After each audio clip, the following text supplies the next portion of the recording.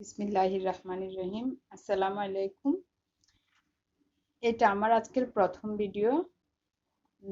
আমি আজকে খুব সহজে কিভাবে ঘরে কেক তৈরি করে সেটা দেখাবো। যারা আমার মতো বেশি রান্না বান্না বেকিং পারেন না, আমিও শিখবো আর তাদেরকেও শিখাবো। তাই সবাই আমার সাথে থাকবেন, সাপোর্ট করবেন, আমার ভিডিও দেখবেন, লাইক কমেন্ট আর সাবস্ক্রাইব করবেন। তাহলে আজকে শুরু করছি। আমি খুব সহজে কিভাবে ঘরোয়া পদ্ধতিতে খুব অল্প জিনিস দিয়ে কেক তৈরি করা যায় তার পদ্ধতিটা দেখাচ্ছি। আমি এখানে 2টা নরমাল টেম্পারেচারের ডিম নিয়েছি। এখন আমি এগুলোকে ভেঙে নিব।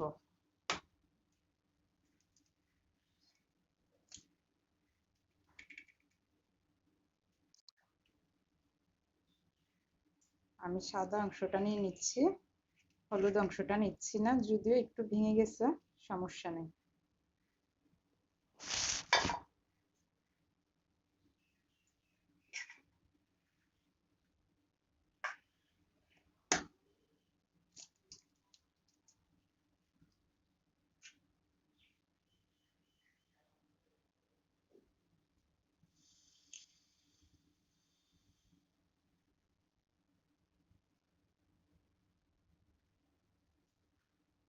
তো আমি এখানে 2টা ডিম ভেঙে নিলাম।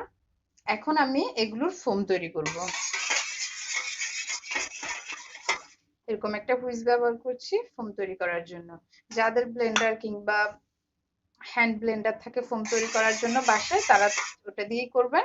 কিন্তু যারা আমার মতো ঘরোয়া পদ্ধতিতে তৈরি করতে চাচ্ছেন বেশি কি ঝামেলা ছাড়াই, তাদের জন্য খুব ইজি সমাধান হচ্ছে এরকম একটা হুইস নিয়ে নেবেন এবং ডিমগুলোকে ফোম করে নেবেন। এরকম নাড়তে নাড়তে কিছুক্ষণ 5-10 মিনিট লাগবে হয়তো, কিন্তু অনেক সুন্দর ফোম হয়ে যাবে। তাহলে আমি ফোম করে দেখাচ্ছি আপনাদের।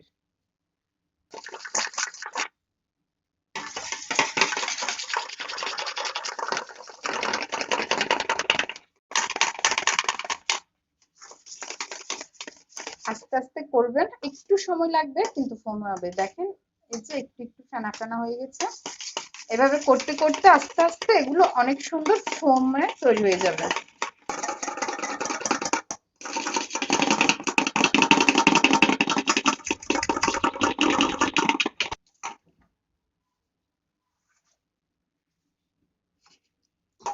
এই যে দেখেন অনেকটা ফোম ফোম হয়ে গেছে। আর কিছুক্ষণ যদি খুব দ্রুত গতিতে, এভাবে খুব দ্রুত গতিতে আর কিছুক্ষণ আমরা এটাকে বিট করে ফোম করে নিব। আর একটু এই যে এভাবে এখন পড়ে যাচ্ছে, এটা যখন হুইস থেকে পড়বে না তখন আমাদের পারফেক্ট ফোম তৈরি হয়ে যাবে। আর আমি এখন এই পর্যায়ে চিনি অ্যাড করব। 2টা ডিম দিয়ে কেক বানানোর জন্য আমি এখানে 1 কাপ চিনি অ্যাড করছি। কিন্তু চিনি কয়েকবারে অ্যাড করতে হবে, একসাথে দেওয়া যাবে না। আমি প্রায় 1 কাপ পরিমাণ চিনি দিব।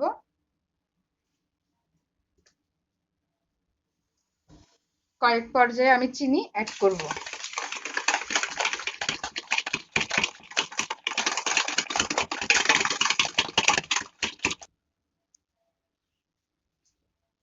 এই যে এখন আমি একবার চিনি মিক্স করার পর এইরকম হয়েছে আমার ফোমটা। এখন আমি আবার কিছুটা চিনি মিক্স করব।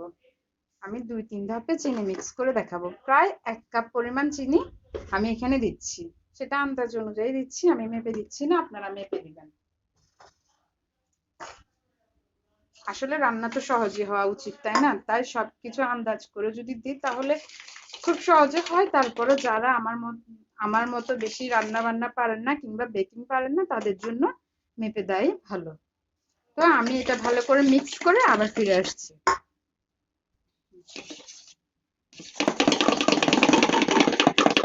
আমার মিক্স করা শেষ। আর আমার ফোমের থিঙ্কিংটা এরকম হয়েছে কারণ আমি এখানে ময়দা অ্যাড করব। তাই আমি এখন এটাকে এরকম রাখাই আমার মনে হচ্ছে ঠিক হবে। আর যদি আমারটা না হয়ে থাকে তাহলে কেউ কমেন্টস করে আমাকে জানাবেন। কারণ আমিও নতুন, আমিও শিখবো, নতুনরাও শিখবে। তাই আমি না জানলে আপনারা আমাকে জানাবেন। এখন আমি ডিমের হলুদ অংশটাকে এভাবে ফেটিয়ে নিব। ডিমের হলুদ অংশটাকেও আমি ফেটিয়ে নিচ্ছি, সেটা আমি আলাদাভাবে নিচ্ছি, পরে আমি মিক্স করবো একসাথে। আমি এখানে একটু সামান্য চিনি দিয়ে নিব।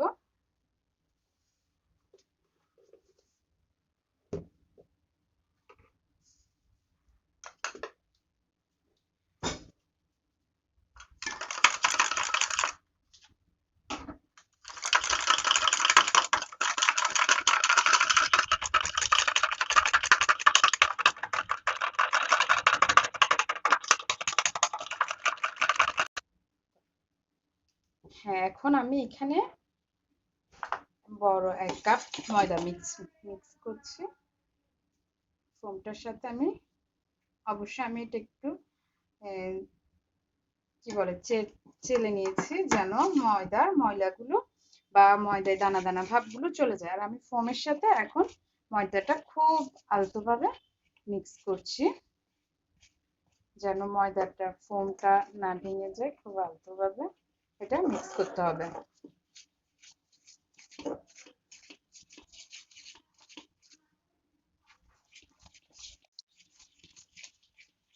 আর আমি এটা কয়েকবার করে মিক্স করছি।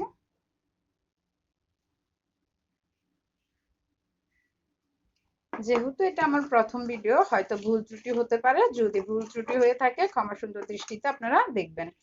আর প্লিজ আমাকে সাপোর্ট করবেন, সাবস্ক্রাইব করবেন।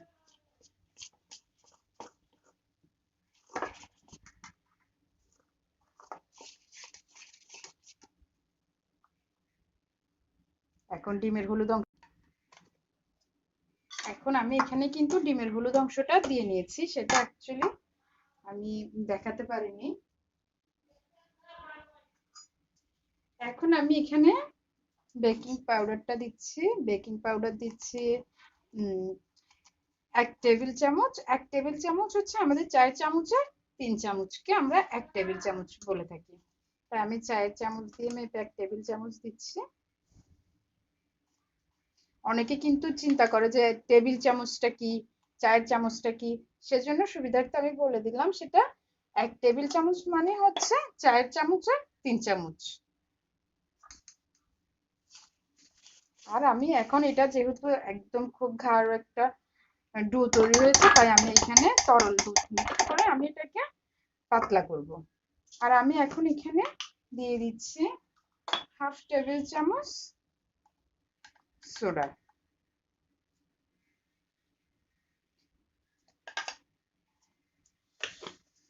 এখন আমি দুধটা মিক্স করব, দুধটা দিয়ে আমি ডোটা পাতলা তৈরি করব। দুধটা মিক্স করে এখন আমি একটা 1 কাপ দুধ দিয়ে দিলাম। 1 কাপ দুধ দিয়ে আমি পাতলা একটা ডো তৈরি করে নিচ্ছি।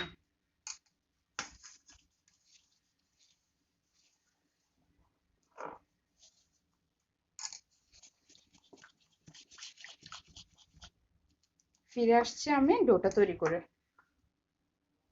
আর আমি এখানে স্বাদ অনুযায়ী লবণ দিচ্ছি, সেটা আন্দাজ করে দেওয়া যায়, কিংবা 4 চামচের 3 ভাগের 1 মানে 3 ভাগের 1 ভাগ দিবেন।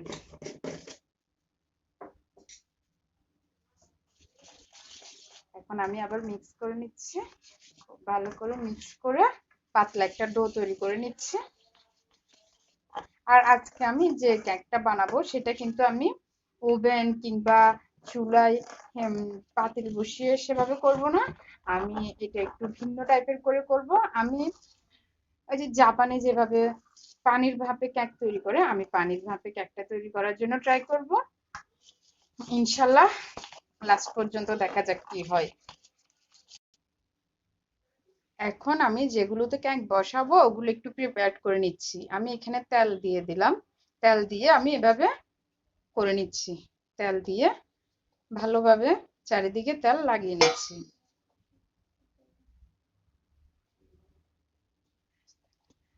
আমি হাত দিয়ে লাগিয়ে নিচ্ছি, আপনাদের যদি ব্রাশ থাকে তেল লাগানোর তাহলে ব্রাশ দিয়ে করবেন। আসলে আমার মতে আমার মতো যাদের থেকে এত কিছু নেই তারা হাত দিয়েই করে ফেলা ভালো, কারণ এগুলোর আশায় বসে না থেকে যেভাবে আমরা পারি সেভাবে করে খাওয়াটাই বেটার। তাই আমি এখন ভালোভাবে তেল লাগিয়ে নিলাম, আর আমি এরকম করে গোল করে পেপার কাট করে নিলাম। আপনাদের কাছে যদি ওই যে কেকের যে সাদা পেপার থাকে ওগুলো দোকানে পাওয়া যায় কিনা, থাকলে ওগুলো লাগিয়ে নেবেন। এখন আমার কাছে নেই, তাই ঘরোয়া ভাবে বললাম তো আমি শুরুতেই যে ঘরোয়া পদ্ধতিতে, তাই আমি এভাবে পেপার কাট করে নিলাম, আর এটা আমি এভাবে বসিয়ে দিব। এটা কেক যেন সহজে উঠে যায় বেক হওয়ার পর, সেটা সুবিধার্থে আমি এখন এখানে 1 কাপ পরিমাণ তেল মিক্স করে নিচ্ছি। আসলে এটা প্রথম ভিডিও তো আমি একটু নার্ভাস, যার কারণে আমি ভুলে গেছি তেলটা দিতে, সেজন্য এখন দিয়ে নিলাম। এখন ভালোভাবে তেলটা আমি এটার সাথে মিক্স করে দেখাবো আপনাদেরকে কিছুক্ষণ পর। সুন্দর করে মিক্স করে আমি প্রসেসিংটা দেখাচ্ছি আপনাদেরকে। এখন আমি এগুলো ঢেলে প্রসেসিং করে নিচ্ছি। দেখুন আপনারা, তেল দেওয়ার পর মিক্স করে নেওয়ার পর আমার থিকনেসটা এমন হলো।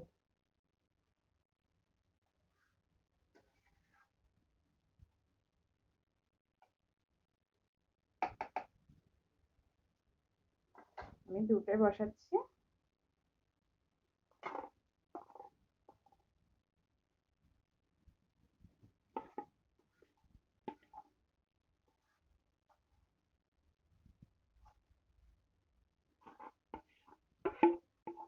যারা আমার মতো নতুন রান্না শিখছেন, নতুন বেক করা, নতুন রান্না করা শিখছেন, তারা সামান্য ভুল ত্রুটি হবে, কিন্তু চেষ্টা করা ছাড়বেন না।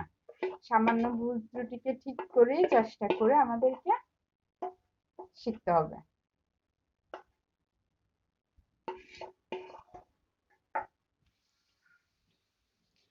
এখন আমি এগুলোকে একটু ট্যাপ করে নিচ্ছি, যদি নিচে কোনো বাতাস থেকে থাকে তা বের হয়ে যাবে। এই যে দেখুন, এভাবে ট্যাপ করে নেবেন।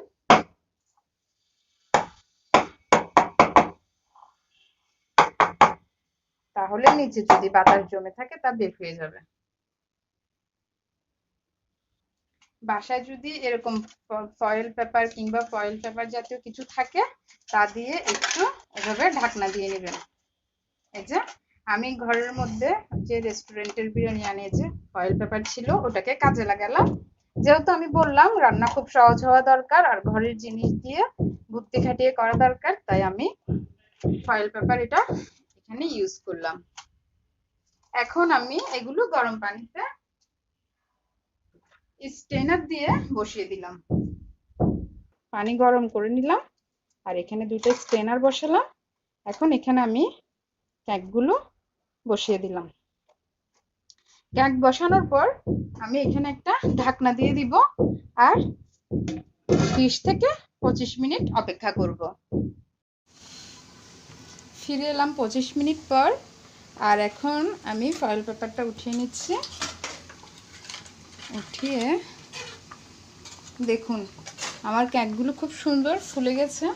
এখন আমি এরকম একটা টুথপিক কিংবা কাবাব কাঠি দিয়ে এভাবে চেক করে দেখছি। দেখুন আমার কাবাবের কাঠিটা একদম ফ্রেশ হয়ে বের হলো, তার মানে হচ্ছে যে আমার কেকটা হয়ে গেছে। এটাও একটু চেক করে দেখাচ্ছি। দেখুন এটাতে কোনো কিছুই লেগে নেই, তার মানে আমার কেকটা হয়ে গেছে। আর এটা এখন আমি বের করে নিব। এখন আমি আমার কেকগুলো একটু ঠান্ডা করে নিচ্ছি, আর ঠান্ডা করার পর আমি আপনাদেরকে দেখাচ্ছি যে এটা কেমন হলো। ঠান্ডা করার পর আমি এগুলো এটা থেকে আলাদা করে তখন দেখাচ্ছি যে আমার কেকটা সম্পূর্ণ কেমন হলো। এই যে এখন আমি কেকটা এটা থেকে উঠিয়ে নিলাম। এই যে নিচে আমি যে পেপারটা দিয়েছি, দেখুন কি সুন্দর উঠে গেছে ব্যাপারটা। এই যে আমার কেকটা হয়েছে ঠিক দেখতে এরকম, খুব সফট আর খুবই দারুণ, খুব সুন্দর সুগন্ধ বেরোচ্ছে। এই আপনারা খেয়াল করলে দেখবেন উঠে যাচ্ছে, উঠে যাচ্ছে। খুবই স্পঞ্জি হয়েছে আমার কেকটা। আর একটু যখন ঠান্ডা হবে আরও বেশি স্পঞ্জি হয়ে যাবে। দেখুন দেখুন, দেখলেন? আমি এই একটা কেক আপনাদেরকে ডিশ আউট করে দেখালাম, আর এখন আমি একটু কেকটা কেটে দেখাচ্ছি যে আমার কেকটা কেমন হয়েছে।